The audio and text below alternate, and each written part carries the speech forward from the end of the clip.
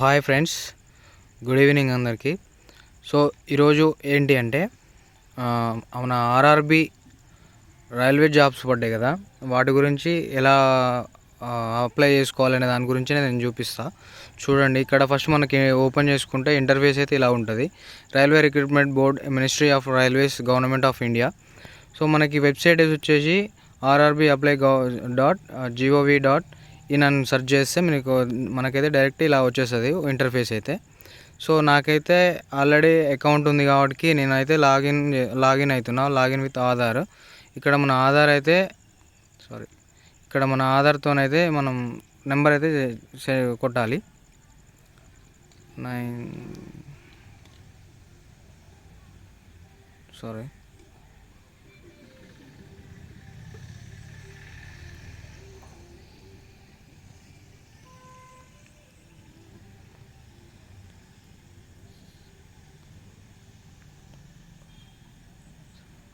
So ఇక్కడ number కొట్టేసుకున్న తర్వాత ఇక్కడ జనరేట్ ఆధార్ ఓటీపీ అని ఉంది కదా, ఇక్కడ క్లిక్ చేసుకోగానే మనకైతే ఓటీపీ అయితే సక్సెస్గా వచ్చేస్తుంది. వచ్చింది చూడండి ఓటీపీ అయితే 1423. సో ఇదనమాట. ఇక్కడ వచ్చేసి మనకి ఐఎమ్ నాట్ రాబర్ట్ అని కొట్టేసి లాగిన్ అయితే అయిపోవాలి. మనం లాగిన్ అయిపోయిన తర్వాత మనకైతే ఇలా వచ్చేస్తుంది. ఇక్కడ ఉంది కదా general instructions, online application history అని ఉంది కదా.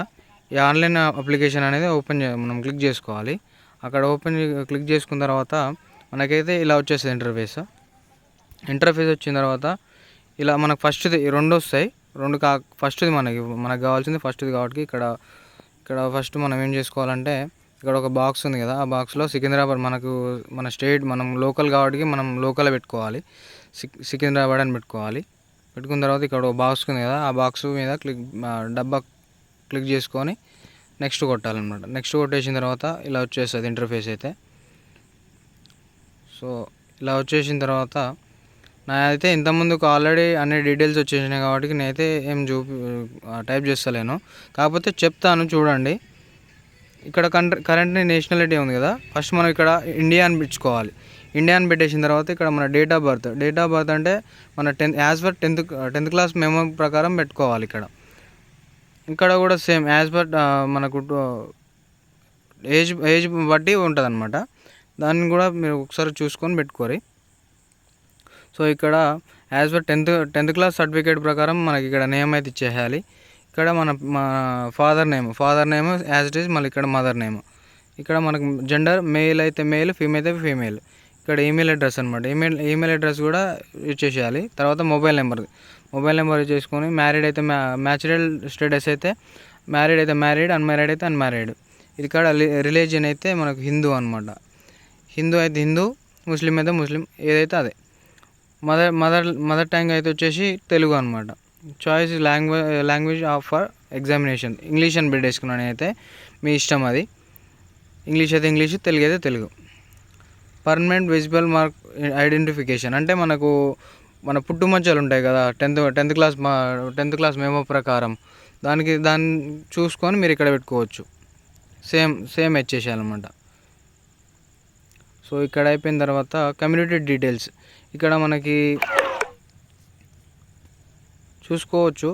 ఇక్కడ మన కమ్యూనిటీ అంటే నాదైతే మనది ఎస్సీ కాబట్టి ఎస్సీ పెట్టేసిన, మీరు ఏ క్యాస్టో అది పెట్టేసుకోండి. ఇక్కడ నేమ్ ఆఫ్ ది క్యాస్ట్ అంట, ఇక్కడ మాల అని పెట్టిన కాబట్టి మాల. ఇక్కడ కమ్యూనిటీ సర్టిఫికేట్ నెంబర్ అంట, మనకు మన సర్టిఫికేట్ ఉంటుంది కదా, క్యాస్ట్ సర్టిఫికేట్ మీద ఉన్న నెంబరు ఇక్కడ ఇచ్చేసుకోవాలి. ఇక్కడ రెవెన్యూ ఆఫీసర్ ర్యాంక్ మార్క్ అంట. సారీ, ఇక్కడ కొంచెం ఇష్యూ ఉంది. ఓకే, అది వదిలిపెట్టేసండి. ఇక్కడ ఇష్యూయింగ్ స్టేట్ తెలంగాణ అని పెట్టేసిన. ఇక్కడ community certificate date of issues అంట, ఇక్కడ చూసుకోండి. తర్వాత మనకి do you wish to avail free rail travel pass for the exam. మనకి ఎగ్జామ్కి మనం ఏ ఫీజు కట్టుకోకుండా పోతాం అనమాట, ఛార్జ్ లేకుండా పోతాం. ఇక్కడ ఎస్ అయితే ఎస్, నో అయితే నో. మ్యాక్సిమం అయితే అందరూ ఎస్ఐ పెట్టుకోండి, నేనైతే ఎస్ఐ పెట్టుకుంటున్నా. ఎందుకంటే మనకు పాస్తో పోతాం అనమాట ఎగ్జామ్ రాయడానికి కూడా. సో ఇక్కడ వచ్చేసి అయితే please indicate nearest railway station. Nalgonda మనకు లోకల్ రైల్వే స్టేషన్స్ ఎక్కడ ఉంటాయో అక్కడ రైల్వే స్టేషన్స్ అయితే మీరు లోకల్ రైల్వే స్టేషన్ పెట్టుకోండి. మాదైతే నల్గొండ కాబట్టి నల్గొండ పెట్టేసిన. సో ఇక్కడ అప్లోడ్ యువర్ క్యాస్ట్ సర్టిఫికేట్ అంటే ఇక్కడ అప్లోడ్ ఉంది కదా, ఇక్కడ అప్లోడ్ కొట్టేసి సో ఇక్కడ ఒక చిన్న ఇండికేషన్ ఇస్తున్నా చూడండి. మీకు ఇక్కడ మీకు ఫోటో అయితే తీసుకోదు, ఖచ్చితంగా మీకు ఆ ఫోటో సర్టిఫికేట్ అయితే ఖచ్చితంగా పీడిఎఫ్ లెక్కనే ఉండాలి. మీకు పీడిఎఫ్ లెక్క ఉంటేనే తీసుకుంటుంది. ఇట్లా పీడిఎఫ్ లెక్క ఉంటుంది. ఆ పీడిఎఫ్ లెక్క తీసుకొని డైరెక్ట్ మీరు సేవ్ చేసుకోవచ్చు. సేవ్ చేసుకుంటే ఇక్కడ చూడండి సేవ్ అయిపోయింది. ఇట్లా సేవ్ అయిపోతుంది. మనకు ఒకసారి అన్ని డీటెయిల్స్ చూసుకొని ఇక్కడ కూడా చూడండి పర్మనెంట్ అడ్రస్ ఇక్కడ తెలంగాణ నల్గొండ అడ్రస్ కూడా చూసుకోండి. మా అడ్రస్ అయితే ఇది సేమ్ అడ్రస్ ఇక్కడ ఇచ్చేసేయాలి. ప్రజెంట్ నియరెస్ట్ మేజర్ అంట ఇక్కడ నర్సింగ్మెట్ల మాది విలేజ్ నేమ్ అనమాట ఇది. ఇక్కడ పిన్ కోడ్ ఇచ్చేసుకోవాలి. ఇక్కడ పర్మనెంట్ అడ్రస్సే సేమ్ ఇందాక ఇక్కడ చెప్పినట్టే ఇక్కడ చెప్పుకోవాలన్నమాట.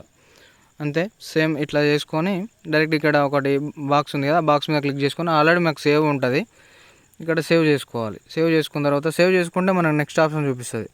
నెక్స్ట్ కొట్టేసేయాలి. నెక్స్ట్ కొట్టేసిన తర్వాత మళ్ళీ నెక్స్ట్ డీటెయిల్స్ వస్తుంది, అదర్ డీటెయిల్స్. సో ఇక్కడ కేటగిరీ డీటెయిల్స్ చూసుకుంటే మనకి ఎక్స్ సర్వీస్ మ్యాన్ అయితే డీటెయిల్స్ అయితే are you and ex service man, no అయితే నో, ఎస్ అయితే ఎస్ పెట్టుకోవాలి. సో ఇక్కడ you are a person with benchmark disability అంటే ఇక్కడ నో అని పెట్టుకోండి. సేమ్ ఇక్కడ డిస్క్రైబ్ డీటెయిల్స్ ఇక్కడ అన్నీ చూసుకోండి, నో అని పెట్టేసేయండి. ఇక్కడ అన్నీ నో అని పెట్టేసేయండి. ఇక్కడ చూడండి current employment details including railway employees అంటే మన ఇంతకుముందుకు ఏమైనా డిపార్ట్మెంట్లో ఉన్నారా, రైల్వే డిపార్ట్మెంట్లో ఉన్నారా అని అడుగుతుంది. కాకపోతే మీరు రైల్వే డిపార్ట్మెంట్ ఉంటే రైల్వే డిపార్ట్మెంట్ అని పెట్టుకోండి, లేదంటే ఇక్కడ చూపిస్తుంది చూడండి ఆప్షన్ చూపిస్తుంది. సో ఇక్కడ మీకు నాట్ అప్లికేబుల్ అయితే నాట్ అప్లికేబుల్, సెంట్రల్ గవర్నమెంట్ అయితే సెంట్రల్, స్టేట్ అయితే స్టేట్, ఇట్లా పెట్టేసుకోండి. అయితే నాట్ అప్లికేబుల్ కాబట్టి నాది నాట్ అప్లికేబుల్ పెట్టేసిన. సో ఇదనమాట. నెక్స్ట్ బ్యాంక్ డీటెయిల్స్ అంటే మనం ఫీ కట్టుకుంటాం కదా, ఆ ఫీ అనేది ఇక్కడ మనం లోకల్లోనే కట్టుకోవాలి. లోకల్ అంటే ఆన్లైన్లోనే కట్టేసుకోవాలి. సో దట్ చూడండి refund of fee account holder అంటే రీఫండ్ అంటే మనకు మన పైసలు మనకే పడితే మనం ఇప్పుడు అప్లై చేసుకుంటాం కదా, అప్లై చేసుకున్న పైసలు మనకు రీఫండ్ అవుతాయి అనమాట మన అకౌంట్లకి. సో మన డీటెయిల్స్ కొంచెం కరెక్ట్ చూసి పెట్టుకోండి. సో ఇక్కడ రీఫండ్ బ్యాంక్ అకౌంట్ నెంబర్ ఉంది కదా, ఈ బ్యాంక్ అకౌంట్ నెంబర్ దగ్గర మీ బ్యాంక్ అకౌంట్ నెంబర్ ఇచ్చేసేయాలి. సేమ్ ఇక్కడ పక్కనే confirm refund fee bank account ఉంది కదా, సేమ్ అది కూడా ఇక్కడ అదే నెంబర్ ఇక్కడ ఇచ్చుకోవాలి. మళ్ళీ కొంచెం రాంగ్ అయినా కూడా మళ్ళీ వేరే అకౌంట్లో పడిపోతే తర్వాత మీ ఇష్టం చూసుకోండి. మళ్ళీ బ్యాంక్ డీటెయిల్స్ కాబట్టి కొంచెం జాగ్రత్తగా చూసుకొని పెట్టుకోండి. ఇక్కడ రీఫండ్ ఎఫ్సి కోడ్ అనమాట. ఎఫ్సి కోడ్ అంటే మనకు బ్యాంక్ దాని మీదనే ఉంటుంది, బ్యాంక్ పాస్బుక్ మీదనే ఉంటుంది, చూసుకొని అది కూడా పెట్టుకోండి. ఇక్కడ బ్యాంక్ నేమ్ అంటే నాది స్టేట్ బ్యాంక్ ఆఫ్ ఇండియా కాబట్టి స్టేట్ బ్యాంక్ ఆఫ్ ఇండియా పెట్టేసిన, నాది లోకల్ కాబట్టి లోకల్ అడ్రస్ వేసి పెట్టేసిన. సో ఇవన్నీ పెట్టేసుకొని డైరెక్ట్ సేవ్ కొట్టేయండి. సేవ్ కొట్టేసి నెక్స్ట్ కొట్టేసేయండి. నెక్స్ట్ కొట్టిన తర్వాత ఎడ్యుకేషనల్ క్వాలిఫికేషన్ వస్తుంది. సో ఇక్కడ నేను కూడా నా ఫస్ట్ అన్నీ పెట్టేసిన కాబట్టి, ఫస్ట్ అంటే నేను ఇంతకుముందుకు చేసిన కాబట్టి వచ్చేసినాయి అన్ని డైరెక్ట్ డీటెయిల్స్ వచ్చేసినాయి. సో ఇక్కడ చూపిస్తా చూడండి, ఎడిట్ ఉంది కదా, ఎడిట్లోకి వెళ్ళాలి. ఎడిట్లోకి వెళ్ళిన తర్వాత ఇక్కడ చూడండి న్యాచురల్ ఎస్ఎస్సి అనమాట. ఇది మనకు ఆర్ఆర్బి అనేది ఎస్ఎస్సి బేస్ మీదనే ఉంటుంది కాబట్టి సో అది కూడా చూసి పెట్టుకోండి. ఎస్ఎస్సి పెట్టుకోవాలి. Next state Telangana, district Nalgonda, board of secondary education అనమాట. ఇక్కడ మన టెన్త్ పాసింగ్ అనమాట. ఇక్కడ ఉంది కదా, ఇక్కడ 10th పాసింగ్ అనమాట. మీరు ఏ ఇయర్లో పాస్ అయ్యారో ఆ ఇయర్ డేట్ వేసేసి ఇక్కడ రూల్ నెంబర్ మన 10th క్లాస్ రూల్ నెంబర్ ఉంటుంది కదా, ఈ రూల్ నెంబర్ ఇక్కడ వేసేయాలన్నమాట. సో ఇక్కడ మనకు ఈ క్లాస్ సర్టిఫికేట్ సీరియల్ నెంబర్ అంటే 10th మేము మీద ఉంటుంది కదా, లాస్ట్ కార్నర్లో ఉంటుంది, పైన క్యూఆర్ కోడ్ పైన ఉంటుంది, చూసుకొని పెట్టుకోండి. ఇక్కడ నాదైతే ఇది.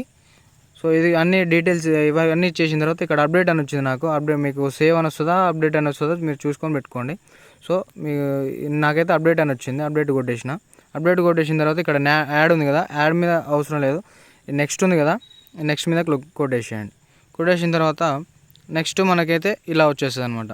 ఇక్కడ ఫోటో ఉంది కదా, ఈ ఫోటో అనమాట. ఫోటో మనకు అప్లోడ్ చేసుకోవాలి ఖచ్చితంగా.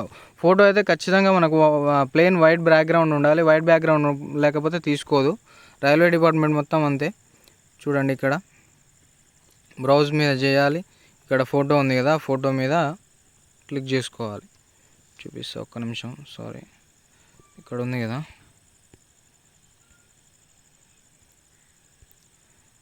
సారీ.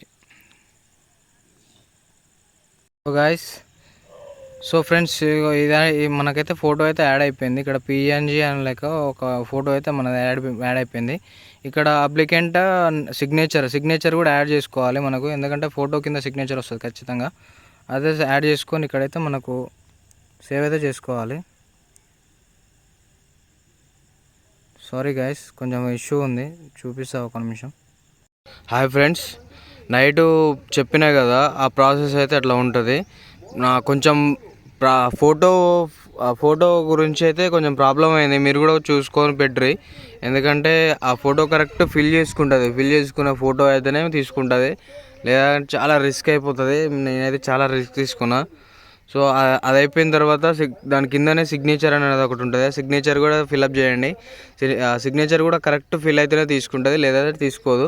సో అది మొత్తం చేసిన తర్వాత, ప్రాసెస్ చేసిన తర్వాత సేవ్ కొట్టేసిన తర్వాత మనకైతే కరెక్ట్ పేమెంట్ డీటెయిల్స్ అయితే వస్తాయి. ఇట్లా పేమెంట్ డీటెయిల్స్ అది వచ్చిన తర్వాత పేమెంట్ అది చేసుకోవాలన్నమాట. పేమెంట్ చేసుకున్న తర్వాతనే మనకైతే అప్లికేషన్ అయితే ఫిల్ అయిపోతుంది.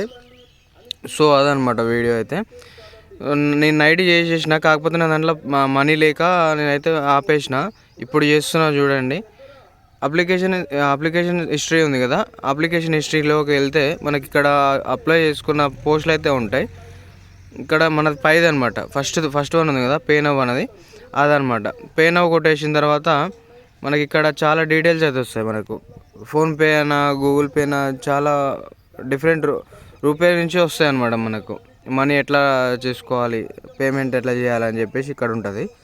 సో ఈ పేమెంట్లోకి వెళ్ళేసి ఇక్కడ పే విత్ ఎస్బీఐ పే అని ఉంది కదా, దీని మీద క్లిక్ చేసుకోవాలి.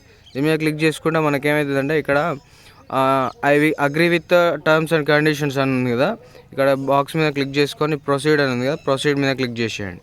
ప్రొసీడ్ మీద క్లిక్ చేసుకుంటే మనకైతే ఇక్కడ వస్తుంది అనమాట.